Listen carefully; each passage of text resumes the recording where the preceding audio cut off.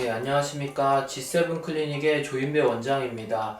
오늘은 지방 흡입을 하는 데 있어서 국소 마취가 좋은지 아니면 수면 마취가 좋은지에 대해서 한번 설명드려 보도록 하겠습니다. 대부분 지방 흡입을 하는 데 있어서 많은 병원들, 거의 대부분 병원들이 수면 마취 하에 지방 흡입을 하고 있습니다. 하지만 이제 몇몇 국소의 몇 개 병원들이 아직도 국소 마취 하에서 지방 흡입을 하고 있는데, 수면 마취에 대한 두려움이 많으신 환자분들은 국소 마취를 본인 자체가 선호하고 맹신하는 경우도 있습니다. 그래서 오늘은 좀 심도 깊게 지방 흡입을 하는 데 있어서 국소 마취가 좋은지 수면 마취가 좋은지에 대해서 한번 설명드려 보도록 하겠습니다. 이 사진은 옛날에 마취제가 개발되기 전에 다리를 절단하는 수술을 해야 될 상황에 빠진 환자를 마취 없이 이렇게 끈으로 묶고 위에서는 누르고 팔다리를 잡은 상태에서 의사가 다리 절단 수술을 하는 그런 그림입니다. 좀 너무 고통스럽고 이런 이제 상황이었을 텐데, 지방흡입은 이렇게 마취 없이 하는 건 아니고 다리든 허벅지든 수술 부위에 국소 마취를 하고 추가적으로 수면 마취도 하는 병원이 있고,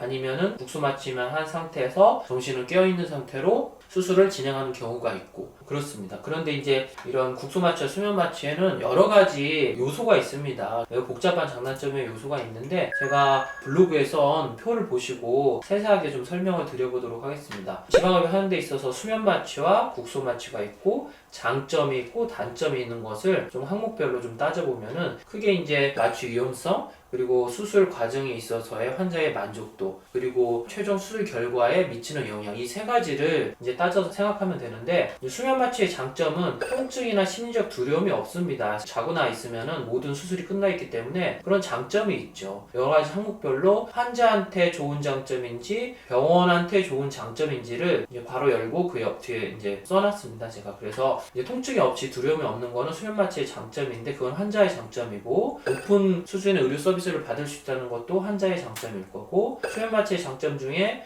예민한 부위가 있죠. 국소 마취로 흡입하면은 흡입하기가 어려운 부분이 있습니다. 허벅지 안쪽이나 겨드랑이 깊은 곳, 그 다음에 옆구리, 이런 곳들은 사실 통증이 예민하기 때문에 수면 마취 하에서 통증을 완전 줄여준 상태에서 수술을 해야만 그 부위까지 꼼꼼히 뺄 수 있는 장점이 있는데, 그것도 환자의 장점이겠죠. 그리고 또 하나, 통증을 느끼지 못해서 활력 징후가 안정적으로 유지된다, 이런 것도 물론 환자의 장점이겠죠. 그 다음에 수면 마취의 단점은 마취 위험성이 약간 있다는 것, 그거는 환자의 단점이기도 하고 병원의 단점이기도 하겠죠. 수술 종료 후에 빠른 귀가가 어렵다. 또 하나, 마취과 전문의가 필요하다. 마취과 전문의가 필요한 것은 병원의 단점이겠죠. 마취과 의사를 초빙을 해서 초빙료를 한 4, 50만 원 정도 추가적으로 더 드려야 되기 때문에, 수면 마취의 단점 중에 마취과 전문의가 필요하다는 것은 병원의 단점입니다. 그리고 마취에서 완전히 회복될 때까지 환자를 추가적으로 돌봐줘야 될 인력이 필요하다. 병원의 단점이고, 프로포폴 등 마취 관련 약물이나 물품이 필요하다. 이것도 병원의 단점이겠죠. 반면에 국소 마취의 장점을 보시면, 마취 위험성이 없어서 좋다. 이거는 이제 환자의 장점이겠고, 수술이 끝나자마자 바로 집에 갈 수 있다.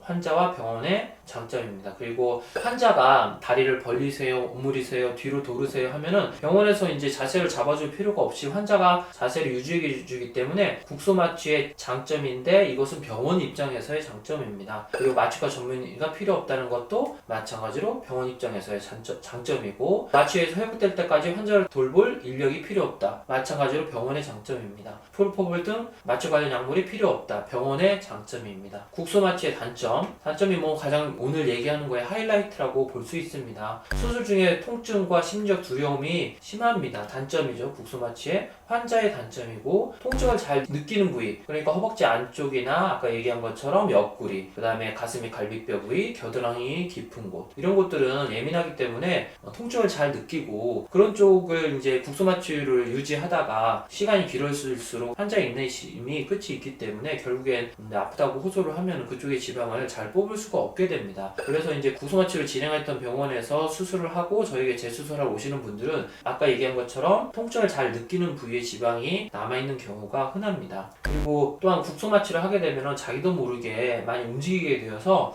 이제 근육이나 피부에 손상을 입을 수가 있습니다. 너무 아프다 보면 자기도 모르게 움직이게 되는 경우가 있죠. 또한 혈압도 심하게 오르고 맥박이 빨라지는 등 심혈관계에 문제가 생길 수 있습니다.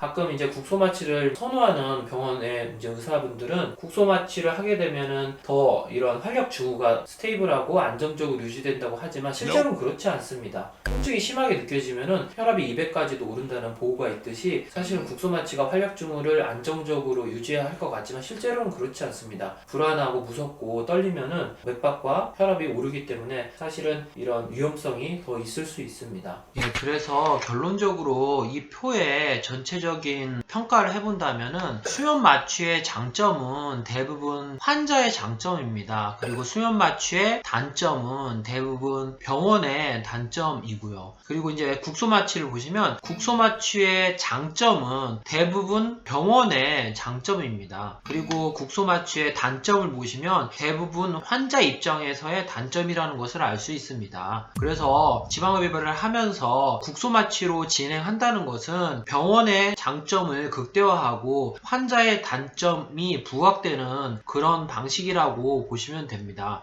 그리고 마취의 위험성이 제일 문제가 되는데 수면 마취의 위험성, 수면 마취 위험성이 어느 정도인지를 평가를 해봐야 된다고 생각합니다. 우리가 약간의 위험성이 있지만 비행기도 타고 다니고 기차도 타고 대중교통을 이용하듯이 교통법규와 원칙을 지키고 안전벨트도 매고 대중교통을 이용한다면 약간의 위험성은 있지만 큰 문제 없이 편리한 대중교통을 이용할 수 있듯이 수면 마취제도 마찬가지입니다. 프로포폴이 약간의 위험성이 있지만 적정 용량을 지키고 환자 모니터링도 제대로 하면서 원칙을 지키면서 수면 마취를 한다면 큰 문제 없이 수면 마취 하에 지방흡입을 할 수 있다고 생각합니다. 이상과 같이 국소 마취와 수면 마취의 장단점에 대해서 병원 입장 그리고 환자의 입장에서 꼼꼼하게 알아봤는데 이렇게 이제 예전에 마취제가 개발되기 전에는 매우 심한 통증을 환자가 감내하면서 수술을 했었습니다. 그렇지만 요즘 같은 경우에는 이런 통증을 경감시키기 위해서 이제 수면 마취제를 개발해서 통증이나 두려움 없이 수면 마취를 진행할 수 있도록 그렇게 이제 했는데 그런 용도로 개발한 마취제를 사용하지 않고 옛날에 그런 마취제가 어떤 시절의 상태로 한다는 것은 사실은 현대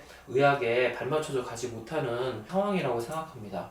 몇 가지 이제 케이스를 보시면 이분도 허벅지 안쪽에 지방이 이렇게 남아서 왔는데 외측은 뭐 그런 대로 잘 된 것 같지만 안쪽에 지방이 비대칭적으로 좀 남았습니다. 마찬가지로 뒷모습에서도 왜 그러냐면 우리가 허벅지 외측은 국소 마취를 했던 병원의 환자입니다. 허벅지 외측은 통증에 민감도가 좀 낮습니다. 그리고 사타구니 안쪽이나 뭐 음부 이쪽 같은 경우는 훨씬 더 예민한 부위이죠. 그래서 국소 마취로 수술을 하게 되면은 외측은 어느 정도로 참지만 안쪽은 도저히 참을 수가 없습니다. 특히 시간이 진행될수록 통증을 참아내는 인내심의 한계가 다다르기 때문에 이렇게 이제 비대칭적으로 남아서 오는 경우가 많습니다. 마찬가지로 안쪽이 좀 남았고 무릎도 좀 남았고 통증을 예민하게 느끼는 부위가 비대칭적으로 남을 수밖에 없는 마찬가지로 무릎 쪽에 지방이 많이 남아있는 것을 확인할 수 있습니다. 마찬가지로 무릎도 남고 안쪽도 살짝 남고 그래서 저의 결론은 지방흡입을 하는 데 있어서는 의료의 서비스나 환자의 만족도 그리고 최종적으로 수술 결과까지도 영향을 미칠 수 있는데 여러 가지를 종합적으로 판단해 봤을 때 수면 마취를 통해서 지방흡입을 하는 것이 환자의 입장에서나 병원의 입장에서도 훨씬 좋은 방법이라고 생각합니다. 예, 오늘은 지방흡입을 하는 데 있어서 국소 마취가 좋은지 수면 마취가 좋은지에 대해서 설명드렸습니다. 안전하고 똑똑한 지방흡입 하세요.